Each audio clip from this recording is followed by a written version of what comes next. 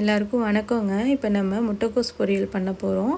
அதுக்கு 1/4 கிலோ முட்டைக்கோஸ் எடுத்து நல்லா கழுவிட்டு நறுக்கி வச்சுக்கலாம். 3 பச்சை மிளகாய் எடுத்து இது மாதிரி கீறி வச்சுக்கலாம். கருவேப்பிலை எடுத்துக்கலாம். ஒரு வெங்காயம் எடுத்து இது மாதிரி நறுக்கி வச்சுக்கலாம்.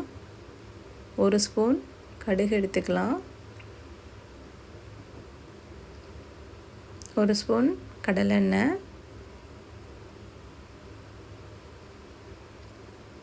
தேவையான அளவு உப்பு எடுத்துக்கலாம். தேங்காய் எடுத்துக்கலாம். தேங்காய் முடி ஒரு அரை முடி எடுத்து நல்லா திருவி எடுத்துக்கலாம். இது மாதிரி திருவி எடுத்துக்கலாம். கூடவே 1 ஸ்பூன் கடலைப்பருப்பு, உளுத்தம்பருப்பு எடுத்துக்கோங்க. நான் சொல்ல மறந்துட்டேன், அதையும் எடுத்துக்கோங்க. அடுத்து கடாய் நல்லா சூடானதும் கடலெண்ணெய் போட்டுக்கோங்க.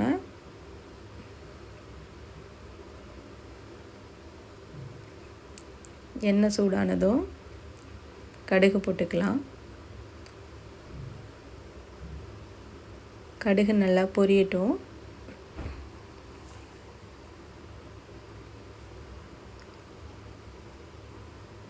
கடுகு நல்லா பொரிஞ்சிடுச்சு. இப்போ கடலைப்பருப்பும் உளுத்தம்பருப்பும் சேர்த்துக்கலாம்.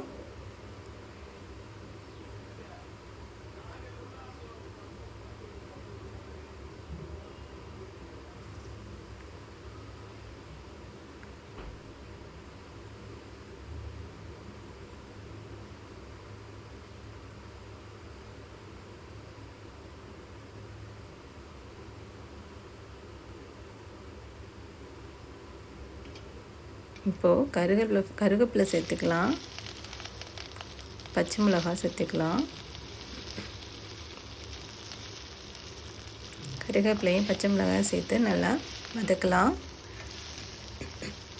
வதக்குன்னு வெங்காயம் சேர்த்துக்கலாம். நல்லா வதக்கலாம். பச்சை வாடை போகிற அளவு நல்லா வதக்கணும்.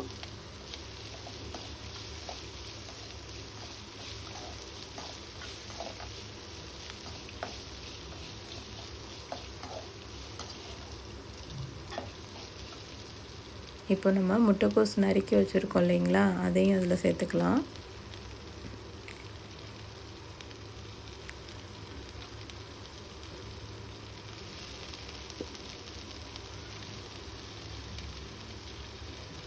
அதையும் இது சேர்த்துட்டு இதில் தேவையான அளவு உப்பும் இதில் சேர்த்துக்கலாம்.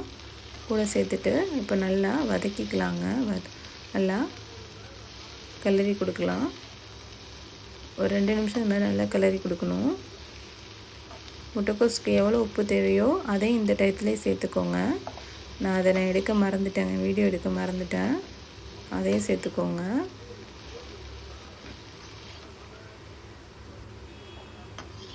நல்லா வதங்கிடுச்சு. 2 நிமிஷம் ஆயிடுச்சு. அடுத்து நம்ம இதை நல்லா இந்த டயத்தில் சிம்மில் வச்சுருங்க. அடுப்பை வச்சுட்டு மூடிட்டு ஒரு 5 நிமிஷம் கழித்து நம்ம ஓப்பன் பண்ணலாம். மூடி வச்சு 5 நிமிஷம் கழித்து ஓப்பன் பண்ணால் இப்படி தாங்க இருக்கும். நல்லா வெந்திருக்கும். இப்போ நம்ம தண்ணியும் இதில் சேர்க்கலாங்க. அப்படி நல்லா வெந்திருக்கு பார்த்திங்களா. எதுவும் கருகலை, அடி பிடிக்கலை, நல்லா வெந்து நல்லா இருக்குது பார்த்திங்களா. அது மாதிரி நம்ம மூடிட்டு சிம்மில் வச்சுட்டு ஒரு 5 நிமிஷம் அது மாதிரி நல்லா வேக விடலாம்.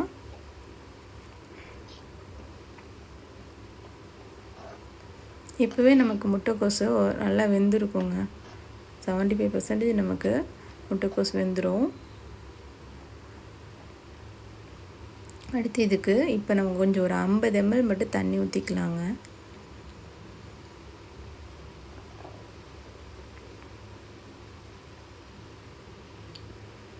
தண்ணி லைட்டாக கொஞ்சம் தண்ணி 50 ml தண்ணி ஊற்றிட்டு நல்லா கிளறி கொடுக்கலாம். கிளறி கொடுத்துட்டு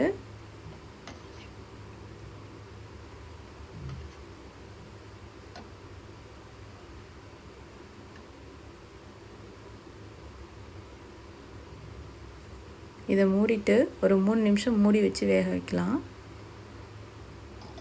ஒரு 3 நிமிஷம் அப்படியே விட்டுருங்க.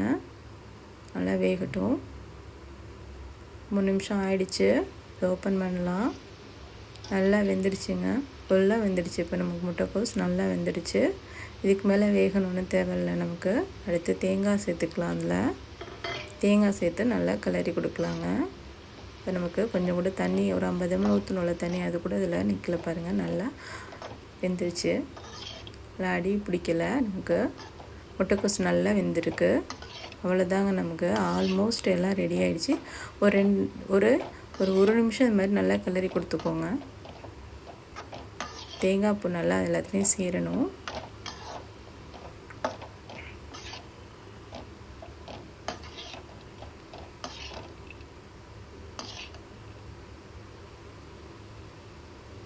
முட்டைக்கோஸ் பொரியல் நல்லா ரெடி ஆகிடுச்சு.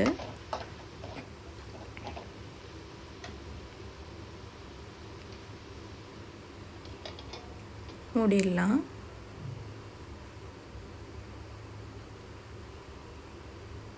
ஒரு மூடி அரை நிமிஷம் கழிச்சு மறுபடியும் ஓப்பன் பண்ணிவிட்டு ஒரு கிளறிட்டு அடுப்பை ஆஃப் பண்ணிடலாங்க. முட்டைக்கோஸ் பொரியல் ரெடி.